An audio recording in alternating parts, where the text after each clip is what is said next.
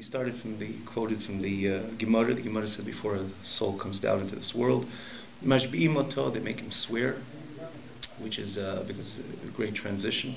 We elaborated on this last week as well. It's a great transition from the spiritual to the physical. It's a whole, it's a two different worlds, two different realms.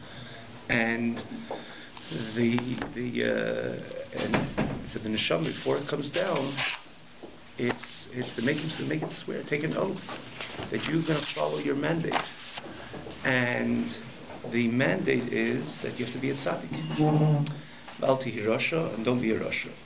So in the beginning of the class last week, we pointed it out that in essence a person really doesn't have to be a tzaddik. One of the reasons the TANYA is called the Sefer of Beinanim, which is the Sefer of intermediates, which means there's the tzaddik, the Beinani, and the rasha, right? And the whole Sefer is called the Sefer of Beinanim, intermediates, because the person's mandate is, the Alter Rebbe will show us that we ought to drive. Our drive should be to be a Beinani, to be the intermediate.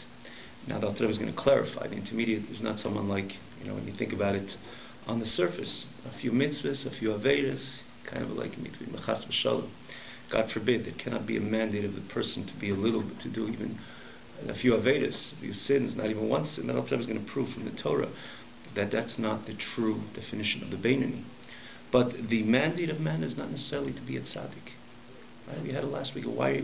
Someone asked, people say, why aren't you fulfilling your mandate in this world? And why aren't you this tzaddik? The real answer is that you don't have to be the tzaddik.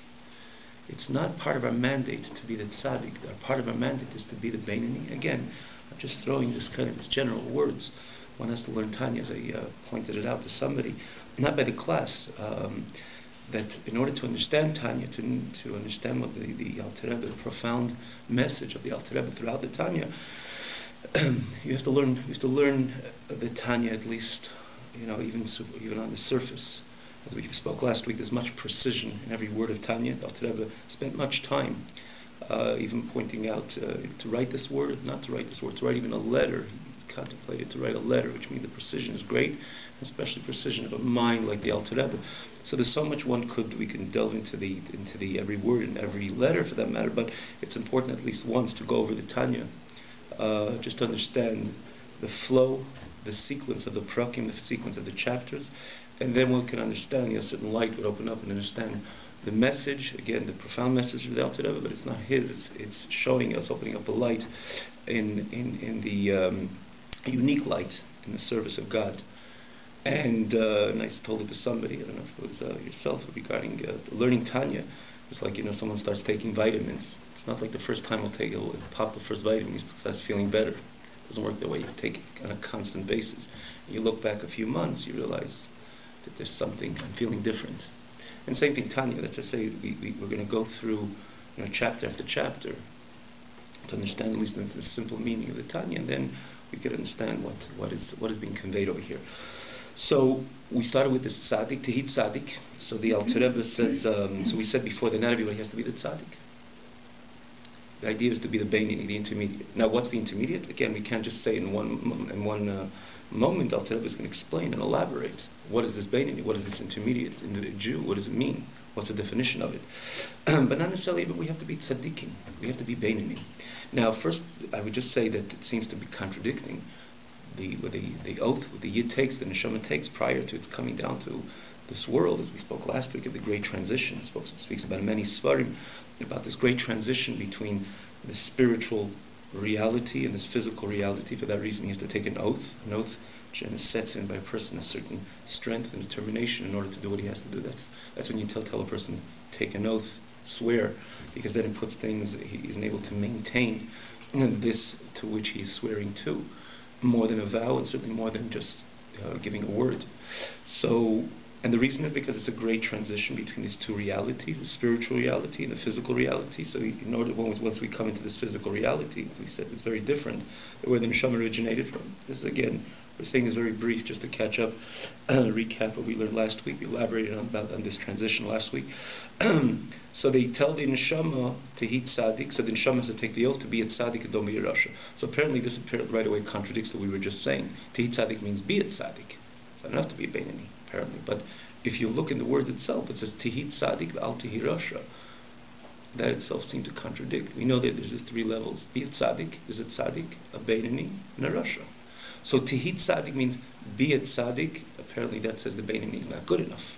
The intermediate is not good enough. When you say Al Tihi Rasha, don't be a rasha, means the beinani is good enough. Right? It seems to contradict. So the Alter Rebbe is going to show you, it is indeed 2 messages. But the main message which is told to the human being, Al Tihi Rasha, don't be a rasha. Which means it's sufficient, it suffice in one's service to Hashem to be a beinani. What's with the part to heat tzaddik? We'll find out what it is. But one thing is clear, that it's, as mentioned before, the whole sefer, the whole book, the Alter Rebbe shows the name of the title and the name of the book, a sefer of beinani, the intermediates, because that's the message that we ought to be beinani. And again, this is just saying this very general. We still don't know what a beinani is. We don't know what a tzaddik is. We don't even know what a rasha is. So let's find out. So Rebbe goes on and brings this contradiction. Again, we're not going to go over the first page which we've included, but Rebbe goes into the five distinct types of yidden. Let me give one to you, friends. Let's do 2 copies there. There's 5 distinct types of yidden. What are the 5 distinct types of yidden?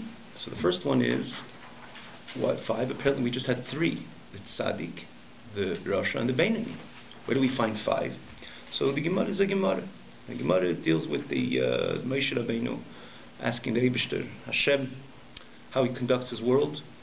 And Moshe Rabbeinu asks Hashem, why do we find tzaddik b'tov lo tzaddik b'rali? Why do we find the righteous person which he's having a pleasant time in this physical world, which means he has no problems, problemless type of person, tzaddik. And then tzaddik b'rali, a tzaddik, a righteous person, is suffering in this world. Moshe asks Hashem.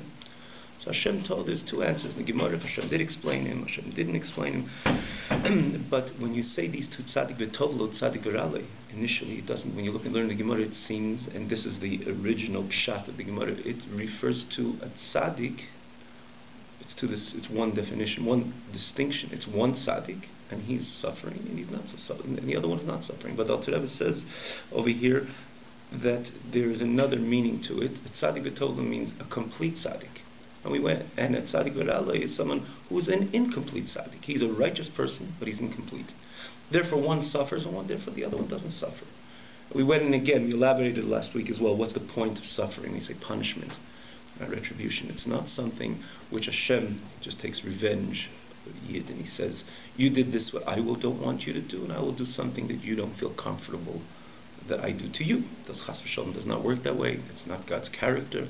Additional to this, the fact that Hashem writes in the Torah, do not take revenge. Hashem doesn't take revenge. The idea, and again, not to go over, we elaborated it in length and in depth last week, but the idea of a punishment, but very briefly, a punishment is a chesed, is a kindness from Hashem in order to cleanse in our neshama. Because a person through every sin stains his neshama, and when you stain your neshama, Hashem wants to make sure the neshamas are clean. And someone's going to say, well, I don't care really if my neshama is dirty or not. Leave me alone. Don't cleanse in it so much. Don't punish me so much. But that's similar to a child, for example, which gets himself very dirty. And he says, and we find in the character of a child, he's bothered sometimes. He or she is bothered sometimes more than by being cleaned, right? Diapered. More than rather stay in the. It's more content if it just stays in its position, in its own clean position. When you start cleaning it, you put the hot water and you put the cream, and so then it starts crying. Why so? Apparently, it's the best for the child because now he's going to come out clean. But this is the mind of a child; that it'd rather be as it is. But healthy parents. Caring parents want to make sure the child is clean. So even the moment the child's going to cry for the moment that you clean him, it's all worth it because the child should come out clean. I'll give another example. A child would get glass in his foot. It doesn't bother him, the glass. When a father rushes him to the doctor, and the doctor starts rubbing alcohol, and then the child starts crying and reprimands his father. Why'd you take me here? Like, what happened to his father? He turned into this bad guy. I thought he was a loving, caring father. But the opposite is true. That his father, because he's a caring father, that's why he took him to the doctor. Had the glass gone a bit deeper, or his father would not take him to the doctor. The glass goes deeper, then it can get dangerous. So he rushes him to the doctor, and the doctor does things to the child who's not comfortable. He doesn't understand that. He doesn't care about the glass so much. But that's an immature, childish mind. Parents which are mature, they are the parents of the child. They understand what's good for the child. And therefore it's very healthy for them, despite the child's crying, to take the child to get the glass out. Because that's the problem. The problem is not the rubbing alcohol, the problem is the glass. So the child thinks it's the alcohol, and the parent, the healthy parent, thinks it's the glass, understands the glass. And for that matter, it is the glass. And the child, in a sense, could go back home. He said last week, he could even go in the same place with the glass, which he really doesn't care so much. Without slippers, without anything covering. So what to a certain extent, we are the children. Hashem says, I don't care if I have my stain and my sin. Hashem, from our perspective and point of view, we are like children. An impure neshama is worse than an unclean body. And Hashem, because our dear Father, wants to clean us, wants to make sure we have a pure neshama, a clean neshama. Therefore, He punishes us. But again, the idea of it is to cleanse in our neshama. So it's a kindness of Hashem to clean up our sin. So the Alter Rebbe tells us over here that the tzaddik betovlo, the tzaddik berali, which is brought in the Gemara, it's not a tzaddik, in other words, one type of person, and he's suffering, he's not suffering. The question is, why is he suffering?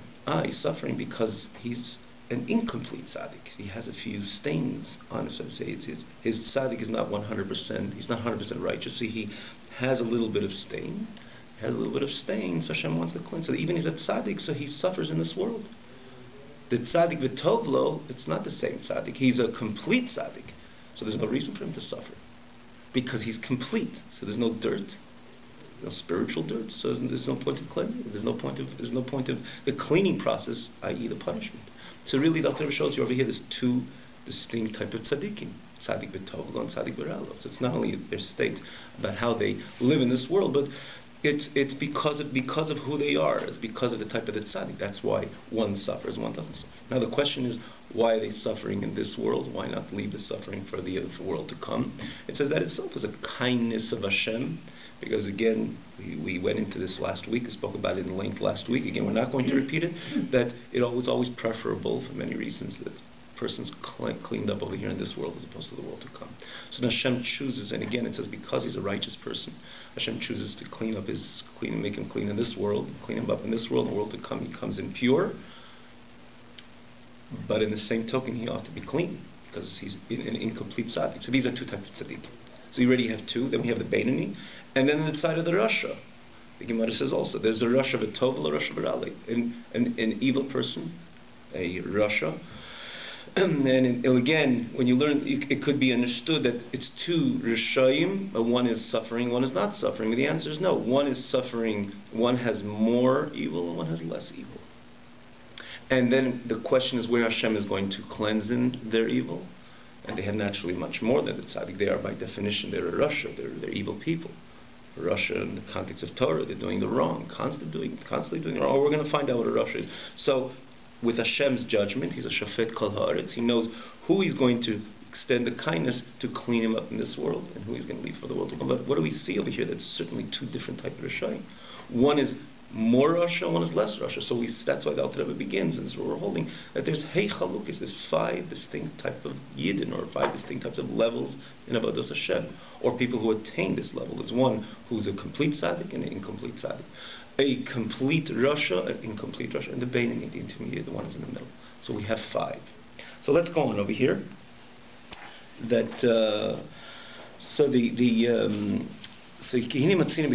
this is on page. Okay, so let's try to do this over here. I don't have a page number, so it's 1, 2. It's 2 on the second side, and it's pretty much on the quarter, the top quarter. Acha'inyan. Acha'inyan, meaning that it will be clearly understood. Based on Kinematzina b'Gemara Hechalukos, that we find in the Gemara 5 distinctions. We say we understood the questions which we asked, again, which we learned last week. explain the questions which we had last week. So, we find 5 distinct type of Yidden, or services of Avodas, or services of God, or again Yidden who attain these services. One is a tzaddik v'tovlei. These levels, attain these levels. One is a tzaddik v'tovlei, a righteous person, and v'tovlo, things are good for him. Tzaddik v'rali, things are not so good for him. Rasha v'tovlei, on the other hand, we have a Rasha v'tovlei, Rasha v'rali, and then we have the Beinani. These are the 5. But Pirusha v'Gemara, and the Gemara explains the tzaddik v'tovlo, the reason why the tzaddik, things are going good for him, because he's tzaddik gamur, because he's a complete tzaddik. So there's no point of suffering. There's nothing to cleanse him. It's very clear. You follow one more page, right? That page, probably. Yes. Yeah. Tzaddik v'raloi. Why is he suffering? Even he's a tzaddik, because tzaddik she'ein gamur, because he's an incomplete tzaddik. Now we go over all the way to the last line. There Berai mehem nepashas mishpatim. If you see, there's a translation and then an explanation.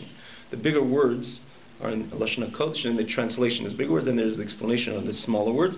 So again, we're going to translate. You have the moment to try to peek into the small word, but again, we're basically explaining everything what it says over here, or majority of the words what it says over here.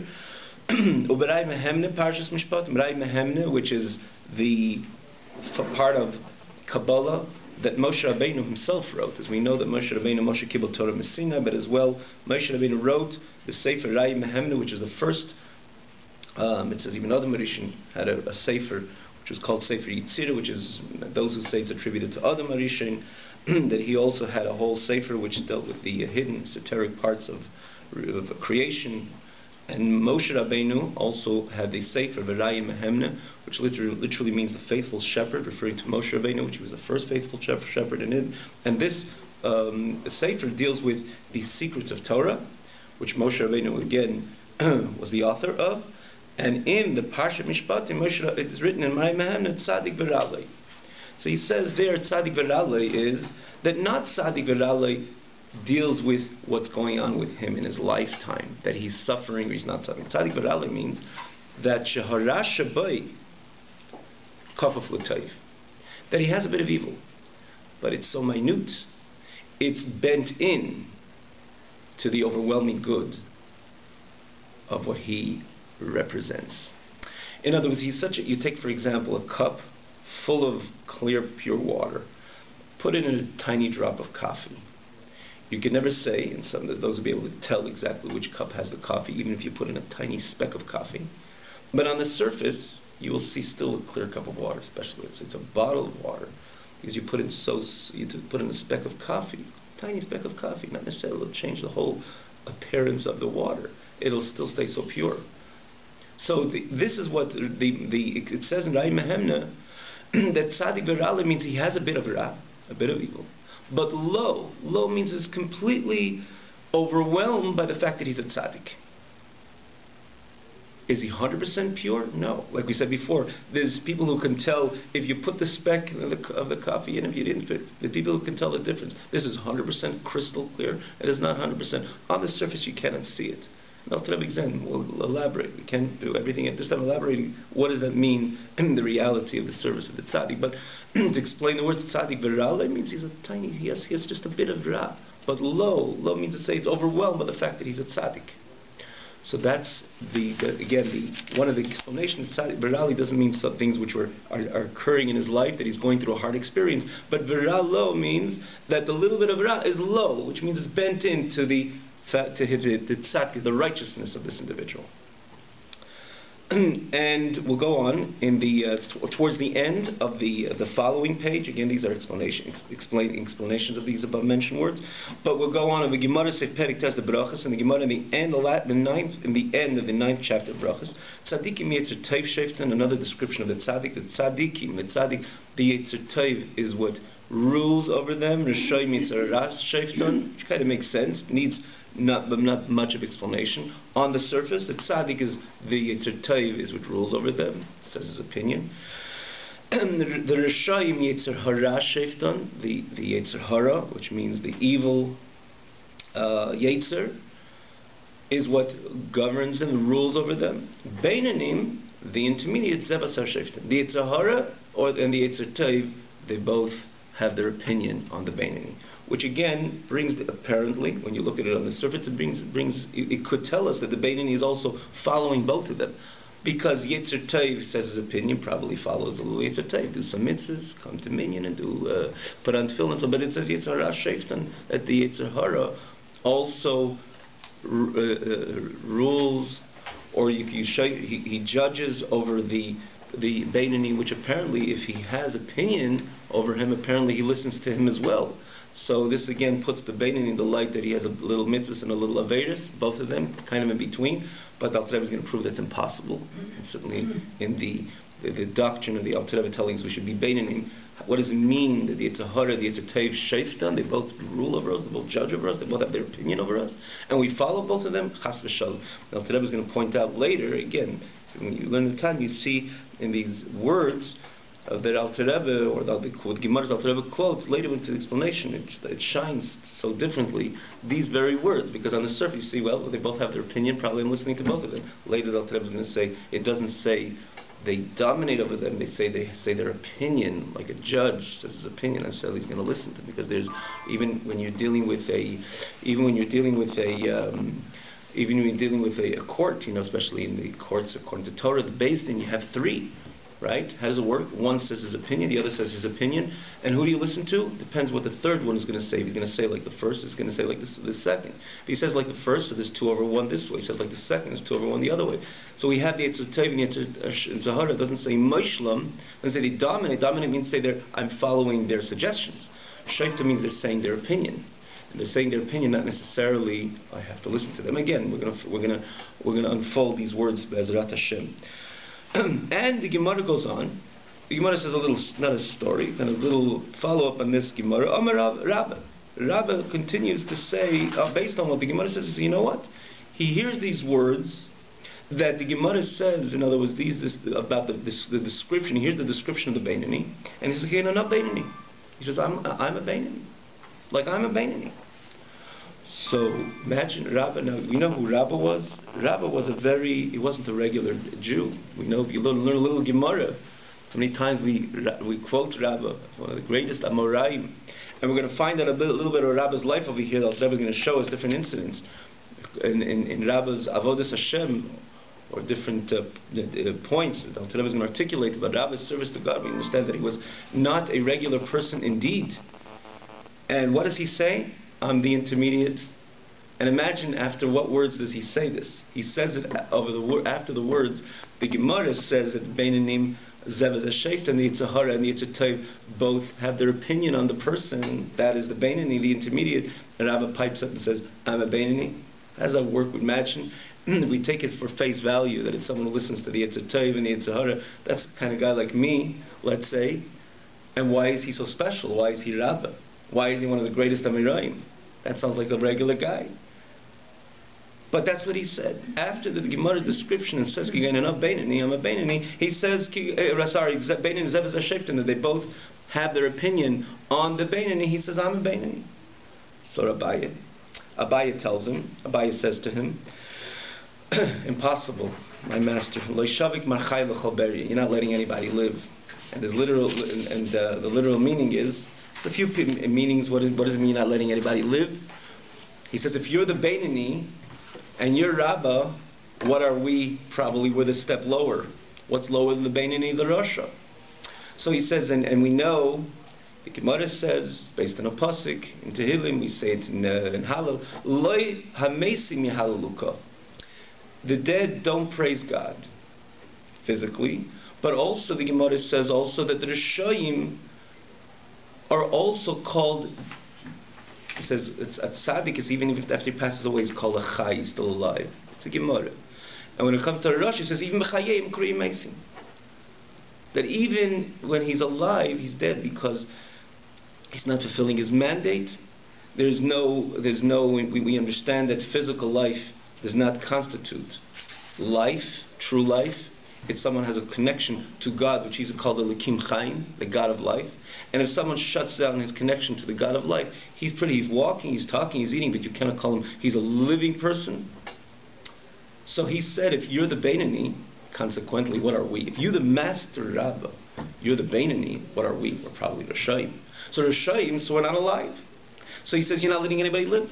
Like Shavik Marchai L'Chaberi. If you're the Beinani, and probably again we're the step under the Beinani, which is the Rasha. So we're like considered if we're not alive. So he says like Shavik Marchai L'Chaberi. You're not letting anybody live. Another Pirush is it says V'tzadik Yisod Olam. The Tzadik is the foundation of the world, which means every generation has to have a Tzadik, which it says again Yisod Olam. He's the foundation for which the world and the Torah and Avodah Mitzchasadim of all Yidden stand on. So he said Rabbi was the tzaddik hader at that time. He was the righteous and the most saintly and more and the most knowledgeable in Torah of that generation. So he was the tzaddik. So he says if you're a Beinani, we don't know about any other tzaddik. So what is holding up the world? Nothing. So if nothing's holding up the world, so you're not letting anybody live. Because we don't have a key, we don't have existence. So these are the existence. So these are the two explanations why he said you're not letting anybody live. But we have to understand really what did Rabbi mean. How did he hear such a description? And saying that the Beinani, the intermediate, is somebody who is judged by the Yetzer Tov and the Yetzer Hara, and he should say, I'm a Beinani. So someone's going to say, well, he's a very humble person. He was a tzaddik, he was a humble person. But we know that a humble person doesn't mean someone who is not honest with himself. Not only with the others, with himself also. Humbleness doesn't mean you're not consistent with the truth. It says Moshe Rabbeinu was the most humble person of all humanity. It's a pasuk in Torah. Now, when he came to receive the Torah, the Moshe Rabbeinu kind of mingle between the people. He says, "Someone else go up to get the Torah." Never did something like that. There's no medrash like that, and Moshe Rabbeinu didn't do anything like that. He knew he was Moshe Rabbeinu. He knew that he was the one who has the mandate to give the Torah. He knew he is the only one who could get the furthest point of Har Sinai, and he went. He was going to say, how is this align with him being the most humble person of all humanity? Why didn't he just send Yankel up to receive the Torah? Because a humble person doesn't mean someone who's not honest with himself, or with his mandate in this world, and with his state and position in Avodas Hashem. His level, his state and his level in the service of God. Moshe Rabbeinu knew exactly who he was. He knew that his mandate is to receive the Torah. He knew about his righteousness as well. He didn't take the time to think about it much because he was all constantly implementing his mandate in receiving the Torah, helping the Jewish people, pastoring the Jewish people, learning with the Jew without Bnei Yisrael. He didn't have time to think about his level, but he knew that when he knew his mandate. When Moshe Hashem gave the Torah, Moshe Rabbeinu is the only one who had up in Har Sinai. What does it mean he was it says in a number of places, what does it mean he was the most humble person of all humanity? That Moshe Rabbeinu always had in mind that he felt that everything which made him Moshe Rabbeinu, if you will, is because it was a gift of the Almighty. That Hashem gave him the gift, infused the gift of sanctity that made him Moshe. He always felt that if God would give that gift to anybody else, he would probably have done a better job.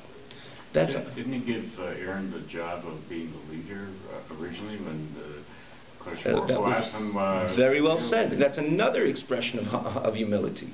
That he felt he's not worthy for the job. And he said, Aaron, my brother, should do it.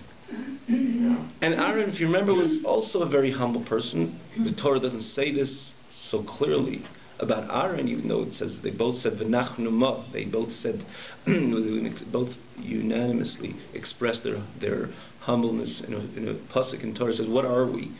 But the Torah doesn't say it so clearly of Aaron like by Moshe, but Aaron also had naturally this character of humility, of humbleness, because in the very beginning when Moshe Rabbeinu came to Egypt and he indicated to Aaron his mandate, Aaron could have said, you were away for so many years, I was with the Jewish people, I'm going to probably have to do the job. You sat on the sidelines, or no, he gave him a hug and he said, let's go. Aaron also had that, but because that is the character of tzaddik, that makes him a tzaddik. Moshe, the Torah itself uses the expression that he was most humble of all, all humanity. But it doesn't take, what we're getting at is that it doesn't take away from the fact that Moshe Rabbeinu knew what his position, what his mandate was. The same thing with Rabbi. It is nothing righteous, there's nothing pious, nothing special about it. Tzaddik saying, I'm a Rasha. It's not true. And if it's not true, just like a tzaddik shouldn't say something which is inconsistent with any other reality. I left my house at 8 o'clock, you didn't leave till 8:15. A tzaddik won't say that because it's a lie. Similarly, a tzaddik will not classify himself different than what he really is if he doesn't believe that that's a true description. So the question is now following Rabbi. So Rabbi told him what he told him, but Rabbi himself. If he was a tzaddik, he was such a righteous person, how did he ever say these words that I'm a Beinoni? And especially again, right following the description of the Gemara, the Beinoni are judged by the Yetzer Tov and the Yetzer Hara, and he should say I'm a Beinoni? How does that work? As we said again, being humble doesn't mean you're not aligned with reality. You're not consistent with reality. And who he was, how could he say he's a Beinoni? So we have to understand this. We have to understand this. How did he ever say something like that? Also, the Gamla Havin, we have to also understand Mashar Me'iv. Eve says, the Gemara brings in Bava Basra, the first chapter, that Eve turns to Hashem, and Eve says, Ribono Shel Olam, Master of the universe, Barasa Tzadikim, Barasa Rishai. You created the righteous, and you created the Rasha. And we all know, and Alter Rebbe is going to bring over here a Gemara, Tzadik v'Rasha leika Amar. Which means Hashem never dictates who is going to be a tzaddik, who is going to be a Rasha. Because if that was the case, there's no point. We know that this is completely in our hands. We have the complete 100% freedom of choice. If to be the righteous, or chas v'shalom the opposite, the Rasha. So Eve stands in front of God. And Eve says, God, you created the tzaddik, you created the Rasha. How could you say something? God didn't create a tzaddik or create a Rasha, the righteous or Rasha. And not only that, the Rebbe brings a Gemara, and the Gemara does say that there are things which are pre-established. The Gemara says that before a person's born, the Malach takes this potential. When the person, the fetus stands, it's the most original, most initial potential state. Excuse me, and he does kind of forecast what is going to be with this person. You're a rich person, poor person. Don't blame it on anybody. This is all predetermined, right? This job, that job. It was all pre-established, predetermined. It says clearly that the Malach takes the fetus, and again it's the most premature initial state, and it says, is it going to be a rich, a poor, strong, weak, and different thing that it says predicts about the person, the eventual state of the person. There's one thing what the Malach doesn't say, and it's so obvious why he doesn't say it. Tzadik v'Rasha leika Amar, the Gemara says. If he's going to be a tzaddik and a Rasha, he doesn't say it. Because that's completely, 100% given over into the freedom of choice of man. Now, just to step back a little bit, that someone's going to say, well, if it's already predetermined, I'm going to be rich, I'm going to be poor, why work? Why do all these things? But the idea, or do anything, why do exercise? To gain strength, maybe to come out that rich, that strong person. Maybe I was predetermined to be weak. But the answer is, it's not a question, because you don't know what they predicted about you.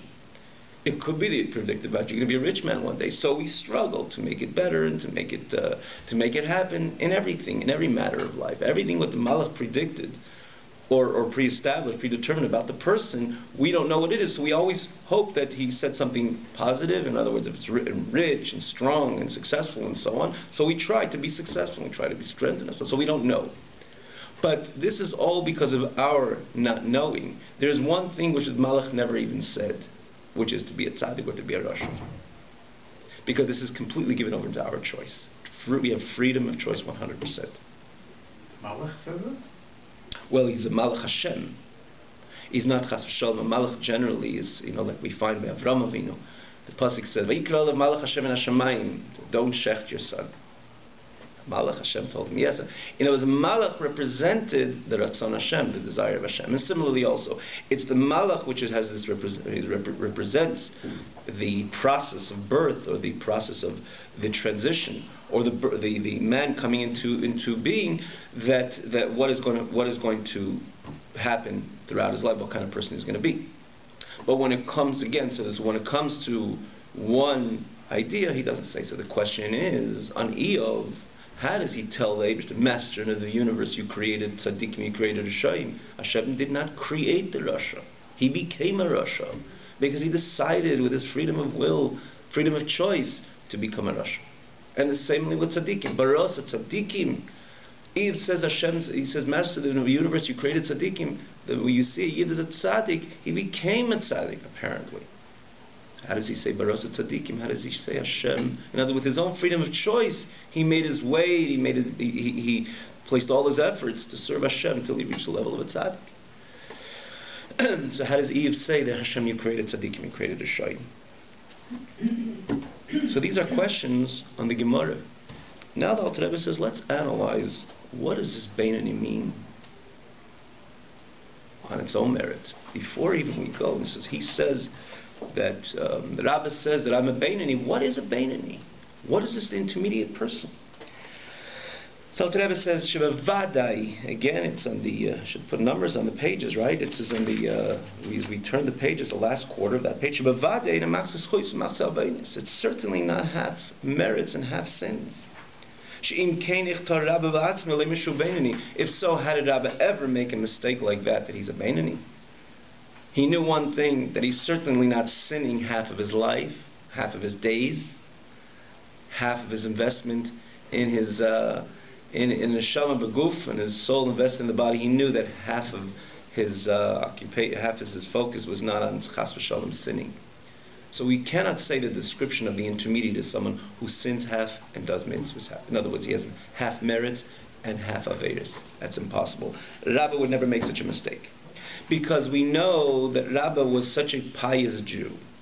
He was such a devoted Jew that not only was he scrupulous in every single mitzvah, and he stayed away from every single avera. When it came to limud Torah, learning Torah, which is practically the hardest mitzvah to fulfill, not conceptually, but on the ground, in reality, it's the hardest mitzvah to fulfill is learning Torah. Why so? You shook the lulav and esrog, you did it once, there's no point of doing it again. It's just, you don't have a mitzvah of doing it again. You have a mitzvah of getting someone else to do it, but you don't have a mitzvah of doing it again. And if you get someone else to do it, it's not in that you don't have the mitzvah of lulav and esrog, you have the mitzvah of avat Yisrael, loving your fellow Jew, that you don't only care for him physical, of his physical needs, you care for spiritual needs as well. But the mitzvah you have done when you shook it once. You put on the tefillin once, you fulfill the mitzvah. There's those who have the tefillin on them throughout the whole entire day, but the mitzvah of putting on tefillin is putting on once, and when you take it off, there's no point of putting on again. And so by all mitzvahs, you ate the shmor matzah, you ate the kazai, there's no point in it. I want to be extra pious, extra special, eat continuing matzah. No extra mitzvah. What about wearing tzitzis? Same thing.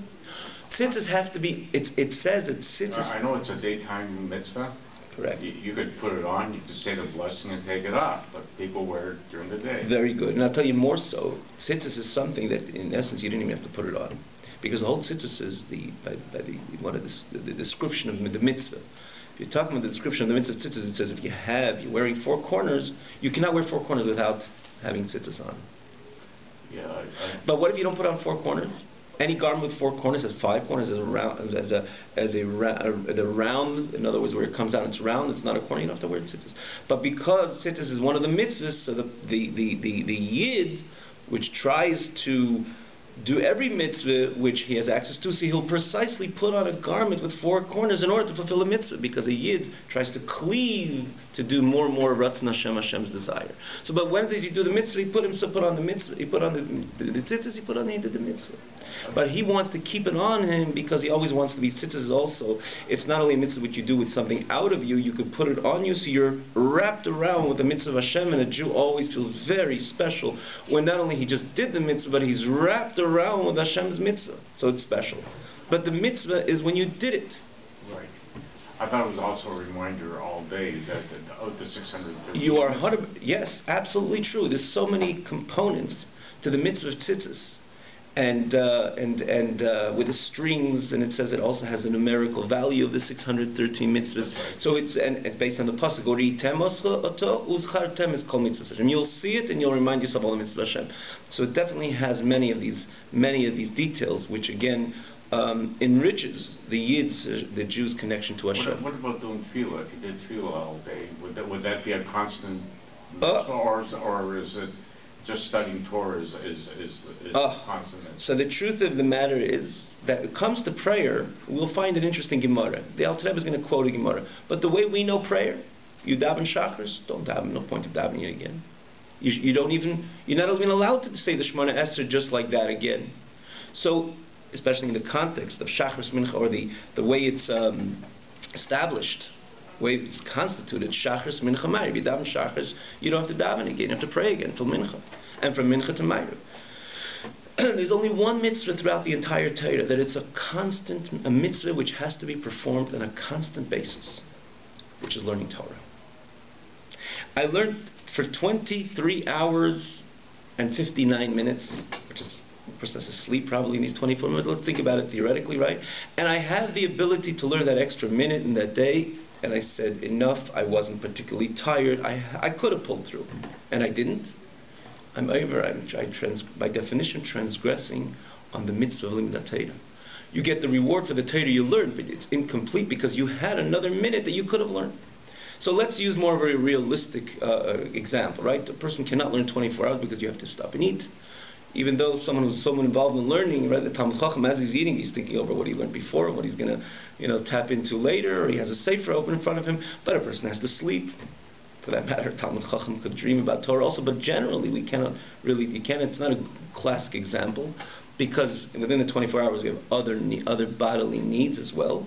So let's say somebody who has a shir in Torah, and having a shir in Torah for that matter, also one has to discuss it with his mentor, which is objective, and to see how much is he obligated to learn if he presents a schedule in front of his mentor. Look, I have to be in business in this time. This is my parnasa. A person should not close his parnasa and say, just sit and learn the whole day, because Hashem says, 6 days a week you have to do your work, because you have to bring a parnasa, you have to raise a family, you have to pay your bills, you have to live a healthy life.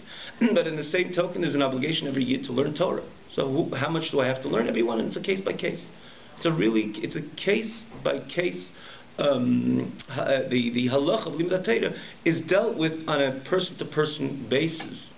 Every individual is different, and therefore that's why we have a mashpia, a mentor, who we ask many of our questions in our service to God. One of the most important questions we have to know, and again, present it to someone who's objective and say, look, this is my schedule. How much should I learn? How much limud Talmud Torah do I have to learn in these 24 hours? The Gemara says, if I just may finish, concluded this phrase, the Gemara says, Perek Echad Shachris, Perek Echad Arab. It's because the Gemara is in tune to this reality that we ought to work, and we have to bring a parnasa. So the Gemara says, if that's what you have to do, at least learn a little bit in the morning, a little bit in the day. The question is, what is a little? Again, everyone knows how much he could put into that day. So let's take the example that somebody can learn in half an hour. And he learned for 27 minutes, and he has another 3 minutes to learn. So he's definitely going to get the reward of learning the 27 minutes. But the 3 minutes which he could have learned, and he doesn't learn, it's a transgression. By definition, it's a transgression of the mitzvah of Talmud Torah. So he's going to say, I'm going to learn another 3 minutes after. So the question is, if those 3 minutes you could have learned, so you should have put into your schedule. But those 3 minutes which you did not learn are gone, and usually never coming back. There's the phenomenon of tshuva, which is a separate subject, but you're dealing with the mitzvah of limud Torah. The mitzvah of limud Torah is no such thing that I learned, and I did the mitzvah, and let me go on. If I can learn at those few minutes, I have to learn those few minutes. That's the mitzvah of limud Torah, different than any other mitzvah. Rabbi, one would suggest, that maybe, why did he call himself the BAYT? And he said, he was probably, like we said before, he was careful and more so scrupulous in every single mitzvah. But he felt limud Torah, learning Torah, probably wastes a few minutes here, wastes a few minutes there. So let me tell you what the Gemara, Alter Rebbe brings the Gemara, so let me tell you who Rabbi was. There was very few people in our history that they had a problem with the Malach HaMavos. The Malach HaMavos is the angel of death. The angel of death, it says that he is an angel, he's a messenger of God. Unfortunately, he does his to take people, God forbid, after their time comes, not less than 120 years, hopefully more. People should only have arichas yamim, long life, longevity, but when the time comes, The Malach HaMavet has the right to take him. That's why he's the angel which is sent by the Almighty to do the unfortunate job, right? It says the Malach HaMavet is one type of person, or one state within a Yid that he cannot grab the person and take his neshama away from him. Not when he's putting on tefillin, he still has the right over him. And when he's putting on tzitzit, any mitzvah, even the person who's involved in the mitzvah, the Malach HaMavet still has the jurisdiction to take the person, except when the person is involved in learning Torah. He cannot, even if he wants to, he cannot take the person away when he's involved in learning Torah. All right, let's start learning forever, right? There are two people in our history with Torah, maybe there were more, but the Torah says clearly the Malach HaMavet had a problem with them. One of them was a famous story with David HaMelech. David HaMelech was so immersed, didn't waste a second in his learning Torah. It says David HaMelech used to wake up 12 o'clock, midnight, and he learned Torah. The Gemara says he slept very little, and 12 o'clock he woke up with Kabbalah Seil, accepting the yoke of Hashem, and he immersed himself in his learning. It says he was mit'adin, he derived much pleasure in his learning Torah throughout the hours and hours, despite that he was a king and he had all this that he had to deal with as a king. Nonetheless, he learned Torah. He didn't waste a second. Every second which could have been utilized for Limud Torah, David HaMelech learned. So the Malach HaMavet came to take him. He could not take him. It says that what Malach HaMavet did, he orchestrated a strong wind, and that wind was so unusual that David HaMelech stopped for a second, and the Gemara continues that he got distracted, and that's when the Malach HaMavet took him. There's one more person with Torah tells us that the Malach HaMavet had a problem with him. You know who that was? That was Rabbi. That was the Rabbi which says that I'm the Beinani. It says that We'll conclude with these words. He did not stop learning every second of that he had. That he had, in other words, to utilize. To learning Torah, he learned Torah, he utilized that moment. And that even second or millisecond. To learn Torah to the extent that the Malach HaMavet could not have any rule over him to take him. Eventually something else happened. Eventually he had to stop, and that's when the Malach HaMavet took him. But on normal circumstances, the Malach HaMavet had a problem with Rabbi. So what Alter Rebbe is getting at, you're going to say that maybe he wasn't so careful with learning Torah.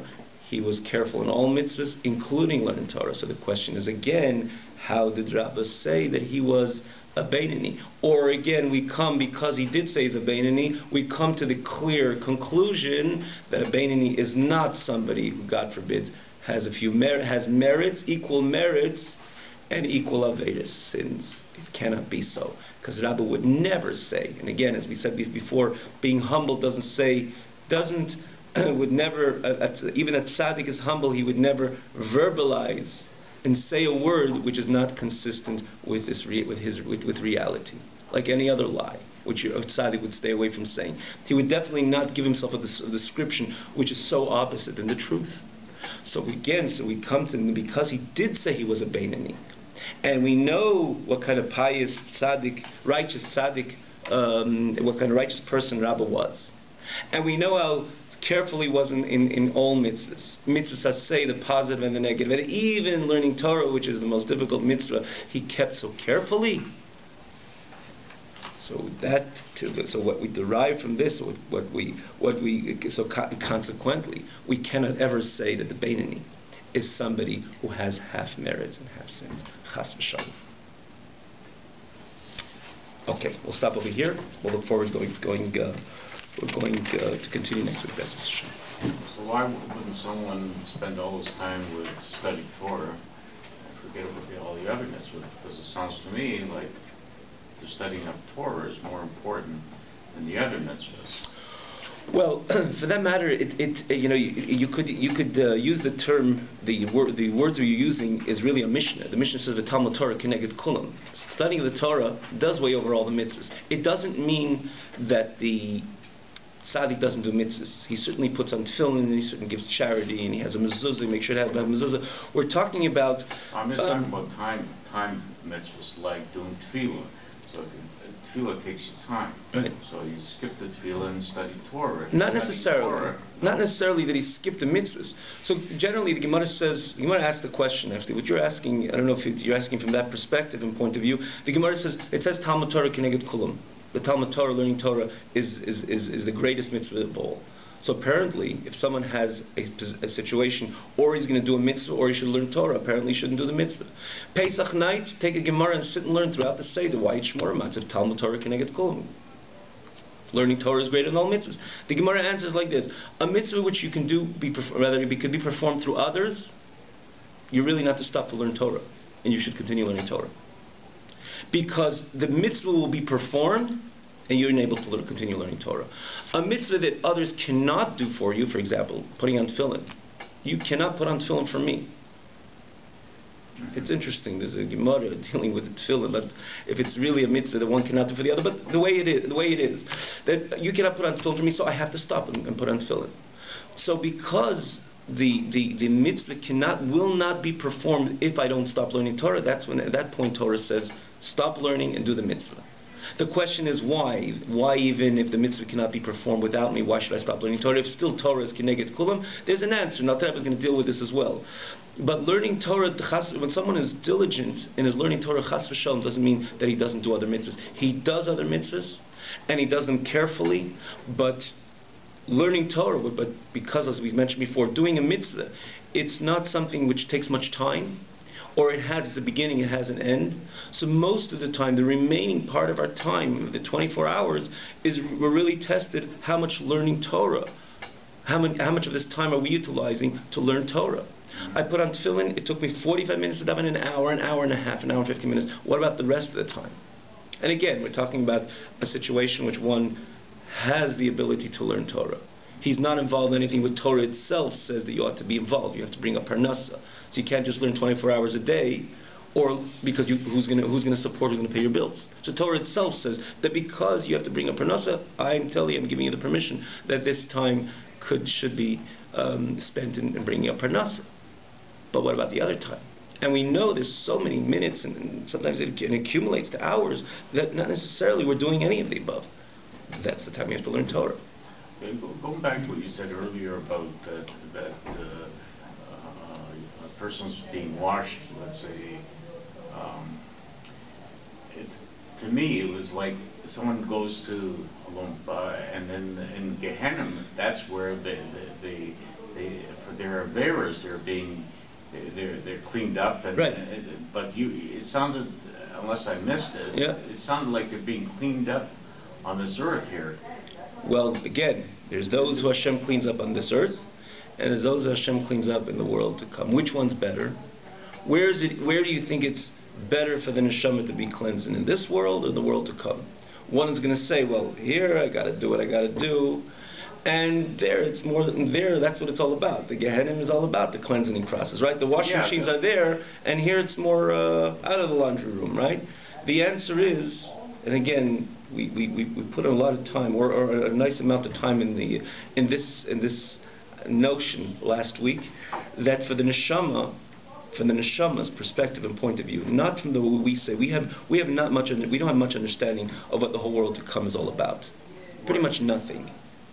Well, the only thing we know about the world to come is from the Mishnah. The Mishnah says one moment of pleasure in the world to come is greater than all the pleasures and delicacies and delights that one can imagine in this world. And we even mentioned last week, what if a person has a life without bumps, and probably again never exist in the life of anybody, that he had a life without no bumps at all in all matters of life? Again, it probably never existed from day one. But let's say someone, he only derives pleasure from this world. Everything is going smooth and good in health, in parnasa, never a problem. So you can live 120 years with all the excitement, pleasures, and delights of life, doesn't come to one moment of the world to come.